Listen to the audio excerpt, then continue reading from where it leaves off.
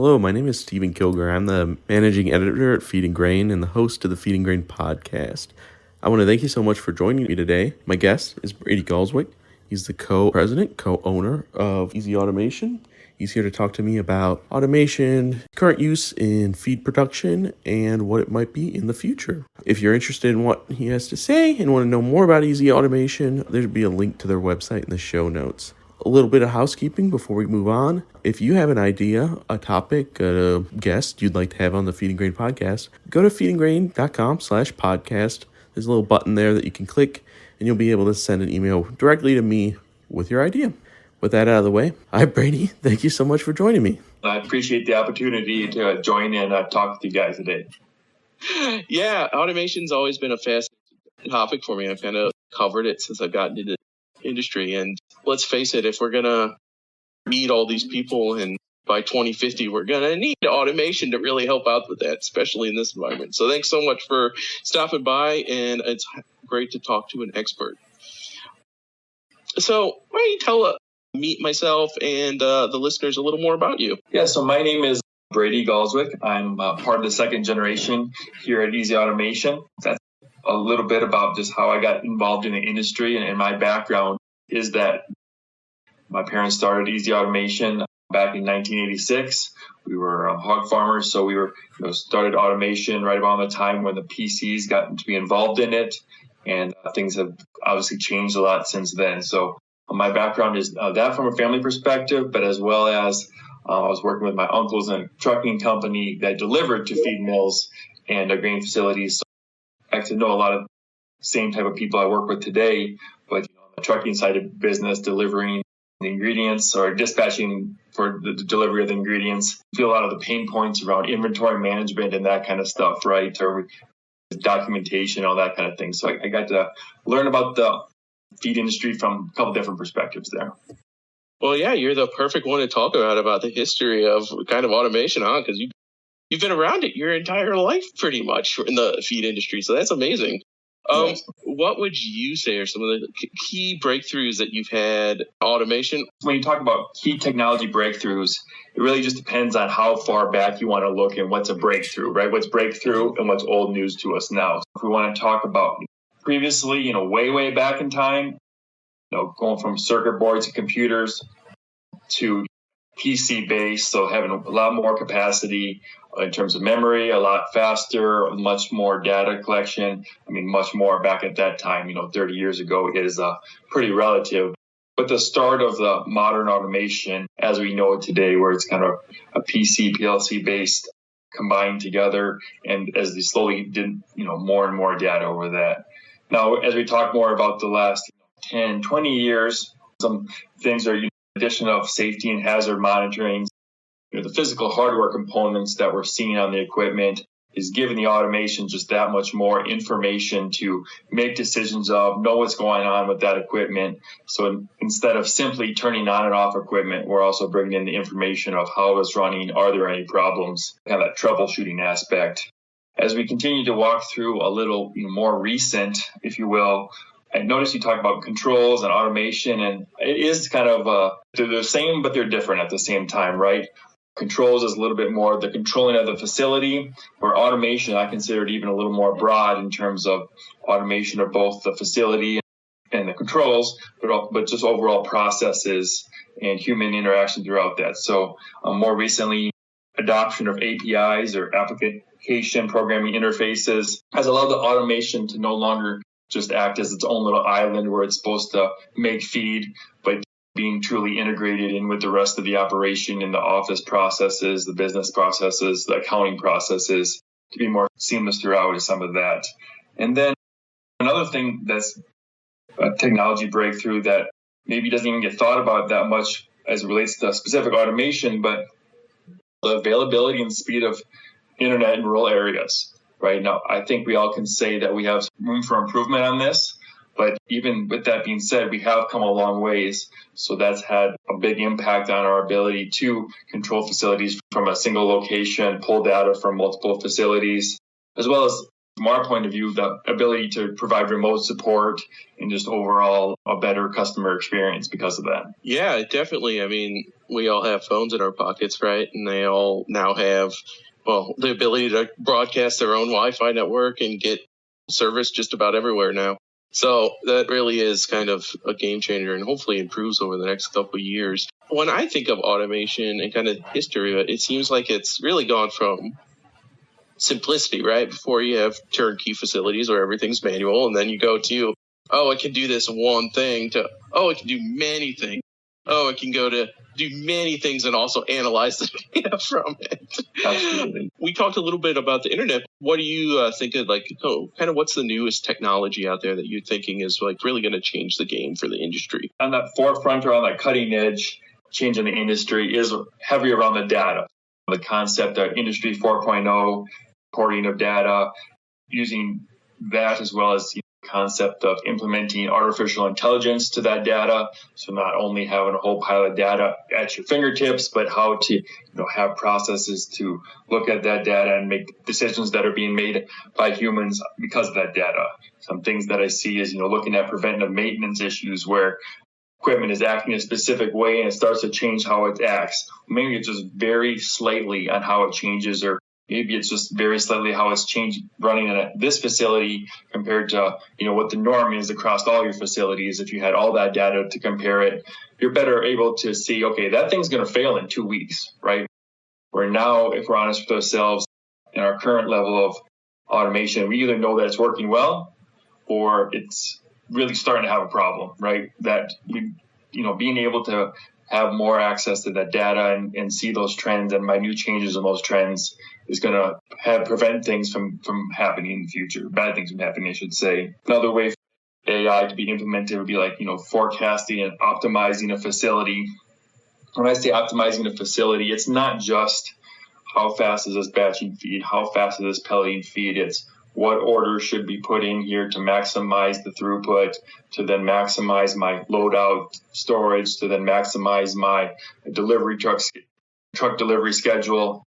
If you have the fastest plant in the world and it's just waiting on loadouts because the trucks are not getting back fast enough, that's not truly helping your capacity, right? It's trying to streamline your entire process is where I see things going. Yeah, really, really cool. The maintenance part of it alone seems like it's well worth it to me because, especially with the day and age we're in where everything takes a really long time to get to you and manufactured, just knowing that repair is going to be coming up seems like it would make the whole thing worth it to me, at least. I don't actually run a feed mill. I just learn about it for a living. So I was going to say, you have a lot of exposure. Don't cut yourself short, Stephen. But, you are right in terms of maintenance. As the piece of equipment's gotten bigger, just that many more tons are getting pushed through that single piece of equipment. Just the more that single piece of equipment is being relied on to feed that many more animals, right? So we just got to make sure that piece doesn't fail, or we know what's going to happen and be able to cut off the pass. You visit a lot of feed mills. You talk to a lot of feed mill managers and owners and everything. What do you kind of see as the opportunity that the industry should really be like jumping on now, especially one of the easier ones to do? When I was thinking about this a little bit, I was trying to think probably more so on at first the far out, the really cool stuff of that's what we should be jumping on. But as I think about what would have the biggest impact on the industry, I kind of think about, like, if you will, step back with me for a second, but the adoption curve, or people call it the innovation curve, where you have those innovators and these are some of the things that they're implementing that are some of that cool new technology that we just talked about, right? But we have just such a big percentage of the feed industry as a whole that you could call the early majority or late majority or even laggers as it relates to this innovation curve and facility. So there are just so many tons of feed being produced all over the country with pretty limited automation, actually, right? So maybe they've implemented some of the basics, such as a batching system, but we just have a lot to gain in terms of, taking the existing automation of existing facility and just adding, receiving a reclaim, or it's crazy the amount of pellet mills that are still ran manually and people are still watching it and running manually. So things that are not necessarily even new technology, existing technology that we have, but implementing that into existing facilities is a huge area of opportunity. And I think, if anything, more realistic than people sometimes realize. You might think we have an older facility, an older pellet mill. We don't have all that fancy stuff. Well, sure, maybe you can't get it to the level that those innovators are building their new facilities at. But there is a lot of good automation and process improvements that we can implement into an existing facility to really help things out. So that maybe that's overly simplified, but it's truly an opportunity. Yeah, I mean, you talk to people still who are almost at completely manual mills and who have not upgraded, and it does seem like I always try to talk to people and to make them know that it's more available than you think, because like you said, some of those older mills, you're like, there's nothing we can do here. Like it's falling apart. It's got a bunch of 20 years worth of feed gunk on it. It's not going anywhere. But yeah, it's really amazing how those small changes can make a big difference, especially the day and age we're in, which, as you know, we're having a big labor shortage throughout, everywhere in the country, but especially in rural communities. So automation, I mean, that seems like the easiest way to kind of combat that. So you don't need as many staff to run such a small facility. What's out there that you think could help with that situation for feed mills? Yeah. So, I mean, I don't know if you're asking for specific or just maybe more generalities in automation. I want it all. Okay, perfect. Well, I got nothing to do today. Go ahead and speak. We got time, you bet. Well, I can talk about, just maybe some high-level stuff and then some more specifics of these are processes that are being put in. So, a common why in the road that I see at some of these older facilities is somebody that had been making feed manual or almost manually, let's put it that way, for 20, 30 years. And that person did a great job, maybe wasn't comfortable or didn't think that they would be comfortable with computers. So they just kind of did their thing. But they knew their facility based on, the funny sound it made, if something started to clink, right, that they were the automation in their head based on using literally all their senses to run that facility. Well, now they're getting to the age where they're retiring and they're the only one that knows that facility, right? So cooperative or anybody making feed goes out to hire somebody new. A lot of times that person is going to be in their maybe 20 or 30s and not have a lot of experience in a feed mill, not know how something is supposed to sound if it's working right. But they'd be very comfortable running computers, very comfortable in training, learning on that type of thing, on automation systems like we provide. You see that as a huge opportunity in terms of you don't need to have people with all these years of experience and all this knowledge baked in the time. You can simply have a system, train somebody on a system over the course of a couple of days or weeks, and they can make literally hundreds of thousands of tons of feed in a short time, where once was maybe thought that you take 10 years to get to that level of knowledge, right? So speed of ramp up overall. And the benefit of that too is that person's feeling good about themselves, that they're making a lot of feed. They're doing an educated knowledge of running the system. They're not just simply staring at the same gauge all day long, making sure it doesn't go out of this range. So they feel better about themselves and the quality of work that they're doing, not to mention able to do it faster. And then just decreasing manual processes in both changing things or running a facility, but down to truly manual processes. So, I mean, we're seeing more and more people putting in micro ingredient systems, or I'll say larger micro ingredient systems. So instead of having to do quite so many hand ads or bulk bag or tote unloaders, again, to go from 50-pound bags to now 2,000-pound bags, right, and by a forklift, less carrying, less hauling, more loss and weight style to put in like the drugs or even the small ingredients. These are the type of activities that where otherwise somebody would have to do a manually process every single batch of feed that is made. And the more you can, because the pure amount of time that somebody would have to be there just in case they ran one of those batches or actively being involved in every single one of those batches gets to be a lot of hours to cover. So some of those type of processes are some of the things that we're seeing people implement into automation for the labor shortages. Yeah, just to interrupt you for a second. Well, with like hand ads and things like that too, it's one of those mistakes, right? Because if you do something 1,000 times, eventually you're going to forget or you're going to mess up once, but a machine won't do that. Absolutely. Or at least it'll record it. Now, we also have handheld stations where it records the actuals. Don't get me wrong. But, not only having the automated added in, but automatically record it, the whole 9 yards. You gain the benefit on both sides, really. Yeah, definitely. Another one that I've seen more and more people implement is on the loadout side of things. So there's a lot of facilities out there that we'll call truly manual loadout. Somebody's running up a ladder, opening up a slide gate, watching the feed go in. It's cold, it's windy, you're climbing up a ladder, right? So we're seeing different processes put in, such as camera loadouts, where the drivers can simply load themselves, not have to get out of the truck. Again, makes it just that much faster, easier, safer, right? These are at its core, that's what we're trying to do. Yeah, those things all save so much time. And a lot of people think of it that way, right? It's a time saving, but as we mentioned, it's also having a log, making sure mistakes are categorized and done. And then also for everyone's safety, right? There's no reason like you said, some guy needs to go climbing up there in the middle of winter when it's snowing and do all that stuff. There's just no reason for that anymore. Yeah, all those are great examples. Let's talk a little bit. Let's change gears and talk a little bit about where people should get started. Say you've been listening to this podcast and you're like, yeah, we really do need to finally make the jump on this. Where do you suggest they kind of get started if you don't already have kind of a service provider that you're working with? What do you suggest? Yeah, so overall, I think it would be good to start in. It can be lots of different things. Maybe it means base automation. Maybe it means no automation. Maybe it means pushing electric buttons. But wherever you're starting from, I would reach out to a provider and talk to them about some of the things you're trying to change to implement now. Some of your headaches, some of your bottlenecks, just overall your opportunities.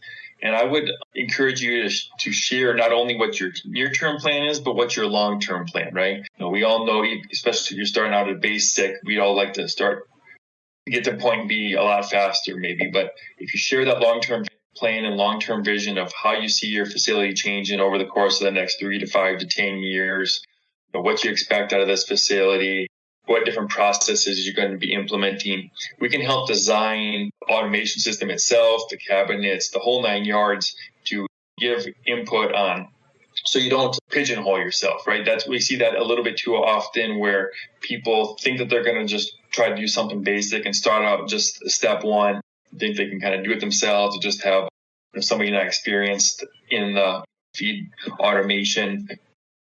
But really, it's best to start out with your end goal, at least as far as the discussion, and then we're happy to start out at that base level and then build modularly. So maybe, again, if you're running truly manual, batching would be a common place to start out with, right? Every single pound of feed is going through the batching process. Not only that, but as you talked about, that's the vital point where we want to record exactly what happened, exactly what we put in there, both for tracking and tracing as well as for inventory accuracy purposes, right?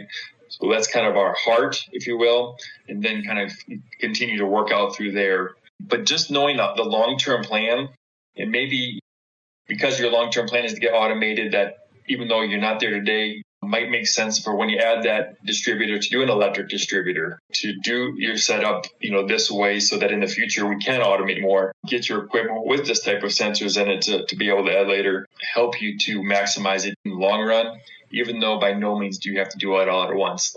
I'll even say that our norm is even start with very basic and add on systems over time. As your operation changes, grows, can justify the expenses, right? The whole 9 yards. Yeah, that's a really good point, that it doesn't have to be an all or nothing situation, right? You can slowly build and get it to where you wanted. And talking to you and companies like you, it's always really fascinating to me because it's not like a lot of other equipment where you buy it and it gets installed and then you don't talk to them unless there's a major problem. With providers like you, it's really a relationship, right? Because there's always going to be updates and there's always going to be things you can do. And you are going to always be there to kind of help them through that. So that's a really important thing too, is to recognize that, especially in this, with automation and control systems, it's a partnership, right? You really do need to kind of and work with the professional you're working with just to do that. And I always found that really an interesting part of you're part of the industry. I mean, you took the words right out of my mouth, right? It's not just buying a widget, it's buying a partnership, because you're buying a partnership in terms of that package that you put together for the now, how you set that package up for the future, that person's availability and ability to support you when bad things happen, as well as you're kind of hitching your wagon to a provider that what is that provider putting money back into development? Where are they at today? How are they going to take care of me tomorrow? And where are they going to be at 10 years from now, right? Are they going to be able to get me where I want to go and stick with me as my operation continues to change and grow? And so, yes, it is very much like a partnership, marriage, lots of different words to describe it, right? But yes, absolutely. Yeah. I mean, especially with digital technology, it never stops evolving. So it's hopefully in 10 years, we'll be talking about completely different things. So it's important to have that long-term relationship. This is a little more kind of a broad question, and it's one that I am really fascinated because the industry's been talking about it for a while, but I've never really seen any in real life, and that's a totally kind of lights out facility that when you go home, that the facility still runs and you can check on it in your phone and it'll send you alerts if something goes wrong, but there doesn't actually have to be anyone there. Are we getting closer to that? I've seen it getting closer, especially with things like these automatic loadouts and things like that are happening. But what's your view on that kind of part of the eventual game plan? You bet. Well, actually, I was going to mention, because it sounds crazy, but we've actually been doing this kind of thing for several years with literally nobody there. However, maybe on a different scale, but it's on a smaller on-farm type feed mill. An on-farm feed mill where you have more control than in a commercial mill. Feed mills out there currently that the bin tells you when it gets low, it automatically puts an order in, it automatically batches that feed, it automatically. Then a lot of those types of mills then have a blowing system because, again, they're located right there on the farm. It directs it to that proper bin. It automatically blows it to the bin connected to the barn. And so literally nobody's involved with it except for filling up some micro bins here and there. And nobody's involved with it. And or another common example is if they don't have a blowing system, if the same person or a couple of people are delivering the feed as is making the feed. So nobody's actually sitting there while the feed is being made. They might be coming and going just a little bit more kind of thing and out delivering feed. But they're not actually sitting there. They get alerts, text message on their phone if there is an error event or things like that. So it sounds crazy, but some of those things that we actually have been doing on some of those smaller mills, because you have more control and less things, we have already been able to do that. Now, to touch on the larger facilities, or kind of when people think about lights out, is what they truly have in their mind is some of these large facilities that have several to many people running around. I definitely do think it's possible. I guess I kind of view it the same way as I view, honestly, I don't have any experience, but like a windmill farm, right? There's nobody actually sitting at each windmill, much less probably even each location, each field of windmill places. But there is somebody from a central location probably watching hundreds, if not thousands, of different locations throughout the U.S. or the world, probably. So the concept of nobody actually at that facility or several facilities, but maybe one person kind of monitoring several facilities from a remote location as it relates to the high level operations, and then maybe either have it be lights out or maybe have somebody, a little bit less skilled person coming in just to kind of check things or fill bins, do cleaning, that kind of stuff, but have the amount of truly skilled operated personnel potentially a long ways away. Yeah, that's really fascinating. I never thought of that as a possibility because, well, I'm a millennial, so I think of lights out and I think of me sitting at home with my phone running the whole thing. But yeah, that centralized location sounds hopefully like it'll really happen, especially with some of these larger companies that have a lot of different feed mills all over the place. So That's really cool. For sure. Or at least maybe you're just running the night shift, right? Maybe they have day shifts doing a lot of the things and they doing some more of the administrative work and stuff at the specific location, but maybe have one night shift operator for 3 facilities purely filling all the loadout bins overnight. Yeah, you're definitely going to still need someone there unless we go get replaced by robots or something. Maybe that's the next step. Right. For now, Right. at least. Yeah. Someone's going to at least have to be there to sweep up. Exactly. There's no way around that. You bet. Speaking about robots in our eventual future, what do you think's kind of coming along the line that's really, what future technology out there has you excited about what it can do, especially for our industry? Yeah, so I mean, we joked about it, but it's true in terms of just increasingly mobile. And that can look like many different things depending on job responsibilities, depending on what we're talking about. But as it relates to the concept of increasingly mobile, so control facility from ordering from mobile, have more of your inventory reporting capabilities or just overall general production capabilities, more easily accessible mobile. Normal traditional manager no longer is sitting at the desk at the one facility and he's the manager of that location. Much more so the case they're moving around. They spend less time at any desk than they do moving around, and they need to have that information at their fingertips to make decisions. So the whole process around feed mill and feed mill automation I've seen become increasingly mobile on that. And then the other one would be traceability. As time progresses, the more feed mills are going to be treated and expected to have the same standards of that of food production facilities. We've already seen that some on organic or non-GMO or some of these maybe more specialty type operations. And I just see that type of thing increasingly become the norm from a traceability perspective is kind of the future that I see expectation. Not no longer a nicety or only for these specialties, but the norm. Yeah, the feed industry and even the other industry we cover, which is the grain handling industry. Sure. For a while, we've kind of gotten away with that being someone else's problem, but we've all been to trade shows the last couple of years, and traceability really is on everybody's mind. So, yeah, to have your systems kind of go in there and be able to keep track of some of that seems going to be necessary, especially like you said with different crop varieties, like just having, say, a value add crop to it. You want to make sure that you're getting what you asked for. So very cool. And it's a kind of something that is a unique thing to tackle. I mean, we already have, again, on those specialty things, non-GMO, but just the pure aspect of the bulk material compared to, it's much easier to keep track of car tires and what car tires came from here to there, and you can count 4 of them showed up and 5 of them left, right, or whatever. But when you put a whole bunch of different types of grain in a bin and mix it up, and how does it come out, and then what order does it come out?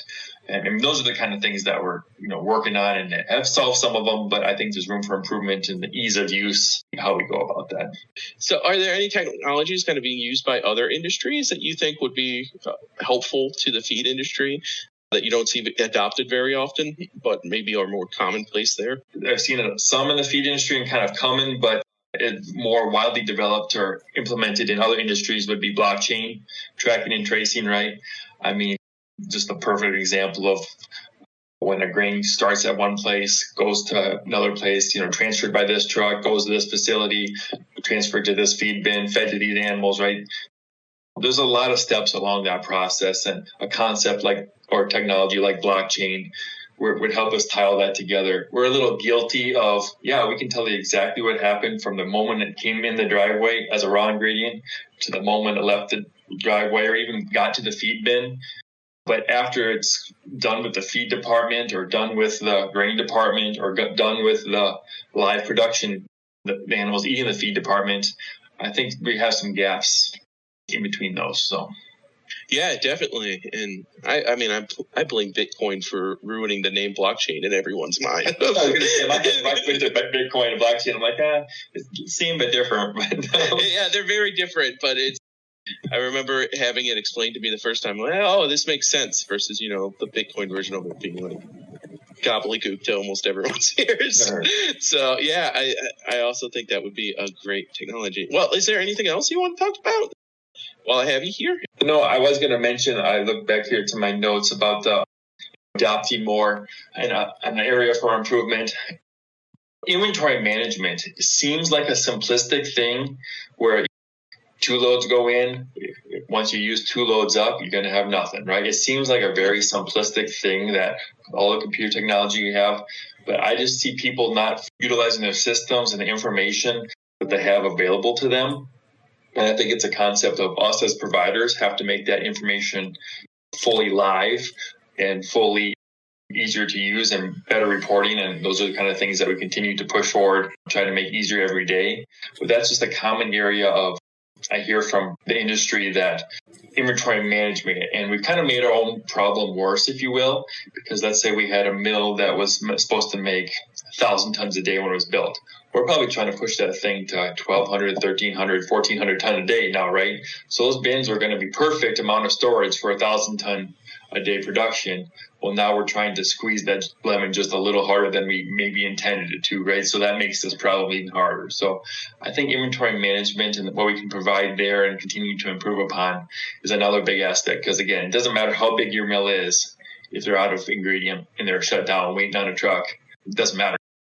How good of an automation system you had built in there ready to rock and roll. It needs that product in a timely fashion, right? So that was maybe just a little side note that I didn't mention maybe enough before. Yeah, definitely. Well, like you said, it's a lot easier when it's tires, right? And you have this many tires in and this many out. A lot harder when it's a billion granules of grain. Exactly, and the concept of shrink and different weights, and that it's a train load comes in and 1,000 truckloads go out or whatever. It's a lot to keep track of. So yeah, definitely. Well, thank you so much for talking to me today.